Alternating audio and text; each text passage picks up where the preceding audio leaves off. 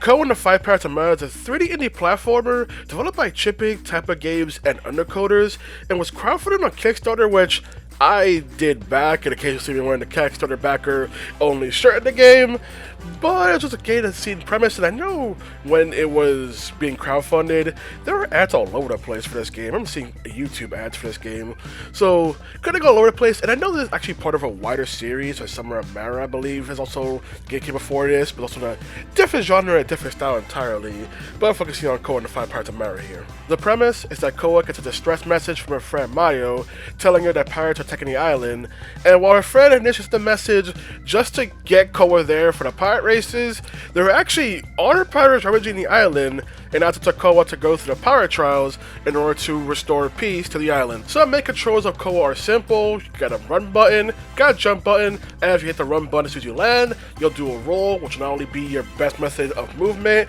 because it increases your jumping speed and also go faster, and you can just chain the jump over and over and over. There are times you need to grab an object in order to use it on something. I love the fact that even while rolling, you can still pick up an object and then immediately just transition to a run. You don't have to pause and stop, because this game wants you to just keep going and going with how it plays. There are collectibles to get in the level, which will allow you to unlock more things to get for a customized Koa, such as getting more shirts or backpacks, or later being able to get more items to renovate the island with and stuff, or upgrade your ship, which we'll get to later. But as when it comes to platforming, it's generally simple control-wise, but the levels being more about trying to get to as fast as possible, finding any shortcut you can, is what makes this game so damn fun to play.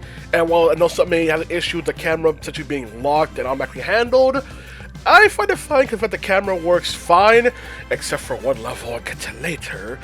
And the camera works fine, and also means you'll have to remove any part of your hand from the face button, so it means you can focus on trying to keep your movement going and going, especially since the game does rank you on how fast you beat the level, so you want to get things done as fast as possible. There will also be occasionally pirate races with the other kids on the island, which once again is about getting things done as fast as possible, and I will say, if you can get the gold ranking on a level, you'll do perfectly fine in the pirate races, so they basically remove any major obstacle from the level, such as anything to do like a switch or something like that, just completely gone. Make it more straightforward. So like I said, if you can handle the harder version of a level and get the gold ranking, the pirate races will basically be nothing to you, and will just be easier victories. As you play the game, you end up getting more and more pirate maps, whether it be just from one main levels, or if you're doing a pirate race, you can do mini maps, which will unlock both optional levels.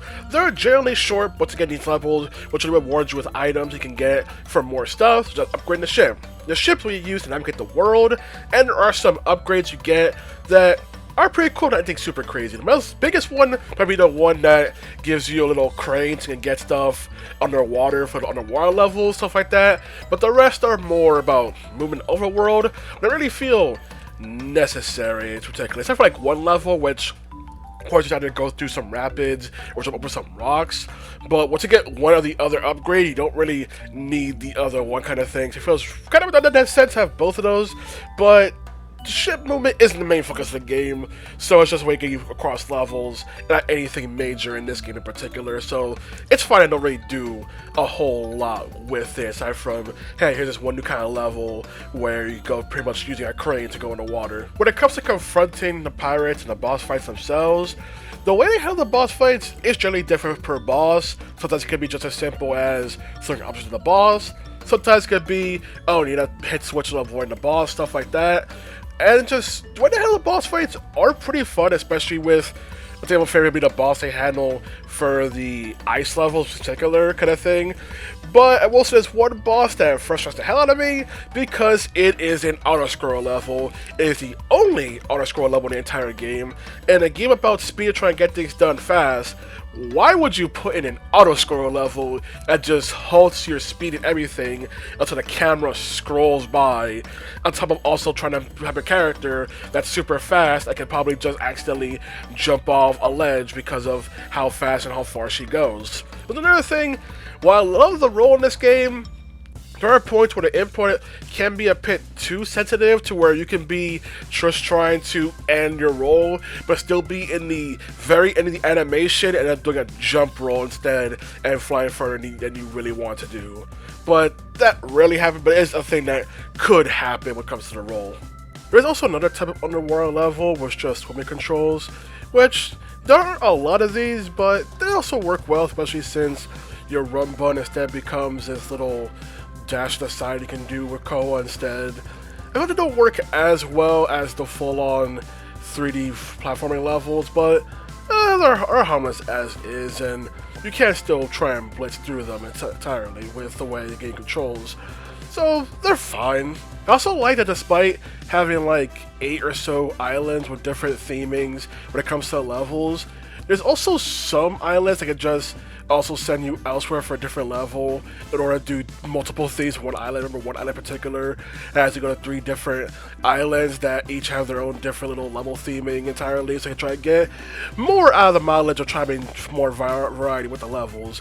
Though I wish the smaller islands that you get from the small maps were more substantial, because some of them straight up you just finish in like 30 seconds entirely, and that's the entire level. But it's not super, because Prize Matter isn't a super long game, not at all. I think it could be beat in like 6 hours, even for 100%, maybe like 9 hours or so. It's not a long game, it's a short and to the point game. And how simple it is, it's probably best doesn't overstay its welcome. Overall, I really like Kona 5 Pirates of Marin. I'm glad I backed on Kickstarter. It's just a super fun game. Now on this replay, yeah, it's still a super fun game. So again, not much done with the ship, some of the bonus levels on the side are just kind of but hey, you go to levels in order to get the gold, or to get the gold rank. You get the little extra collectibles or to get more stuff customization, more stuff to pretty much refurnish the island. So it's not much too much for the unlockables, but hey, the most neat. It's what I really like about the unlockable shirts for Koa is the fact that it also changes the shirt on her portrait when she's talking, which is a cool touch of detail that I really like. The fact that they thought to also make different little sprites for Koa's talking depending on which shirt she's using. Well, maybe give her sunglasses and then include her sunglasses in the portrait like that. That is super cool touch of detail. Bros is a fun 3D platform. It's not trying to do anything crazy that'll break your mind. It's just trying to be a super cool platform that emphasizes more speedrunner aspects. People have found cool ways to just get to the levels as fast as possible, especially with exactly one level.